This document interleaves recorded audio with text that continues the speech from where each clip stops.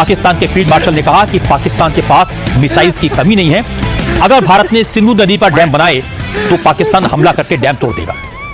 लेकिन जब जनरल साहब को याद आया कि भारत की फौज ने थोड़े दिन पहले उनकी कितनी पिटाई की थी, तो जनरल मुनीर ने कहा अगर भारत के साथ जंग में पाकिस्तान कमजोर पड़ता है तो पाकिस्तान अकेला नहीं मरेगा, आधी दुनिया को साथ में लेकर मरेगा, न्यूक्लियर बम का इस्तेमाल करेगा। लेकिन भारत ने पाकिस्तान को आज फिर याद दिलाया कि अब न्यूक्लियर बम की धमकी देने से कुछ नहीं होगा, परमाणु बम की धमकियों का भारत पर कोई असर नहीं होगा। आज भारत ने कहा कि अगर कोई गड़बड़ी हुई तो पाकिस्तान को फिर घर में घुसकर मारा जाएगा। पाकिस्तान का कोई ऐसा कोना नहीं है जो हमारी सेना की पहुंच से बाहर हो। भारत के विदेश मंत्रालय ने दुनिया के तमाम मुल्कों से आज कहा कि पाकिस्तान में परमाणु बम आतंकवादियों के हाथ में है। दुनिया इस बात पर गंभीरता से विचार करे कि पाकिस्तान के न्यूक्लियर बम कितने सुरक्षित हैं।